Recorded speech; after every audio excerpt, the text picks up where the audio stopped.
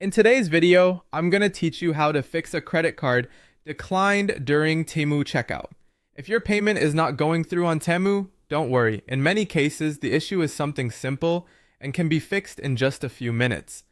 Let's go through the most important things to check so you can complete your order successfully. First, go to Temu and carefully review your card details. Make sure the card number, expiration date, cardholder name, and security code are all entered exactly as they appear on your card. Even a small typo can cause the payment to be rejected, so it's worth slowing down and checking everything one more time before trying again. Next, verify your billing address. The billing address you enter at checkout needs to match the one your bank or card issuer has on file. If the address is even slightly different, the transaction may be declined as a security precaution. Pay close attention to things like apartment numbers, zip or postal codes, and abbreviations in the street address.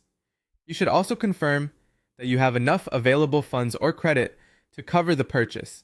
Sometimes a payment gets declined simply because the available balance is too low or because a pending charge is temporarily reducing your available limit.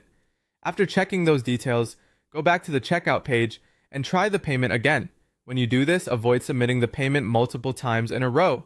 Too many quick attempts can sometimes trigger your bank's fraud protection system, which may create an additional block. If the payment still doesn't work, check for any security alerts from your bank. Your bank may have declined the transaction because it looked unusual. Look for text messages, emails, or notifications in your banking app asking you to verify the purchase. Approving the transaction there may solve the problem immediately. If you continue having trouble, contact your bank or card issuer directly. Ask whether they are blocking the transaction or whether there are any restrictions on your card that could be preventing the payment from going through.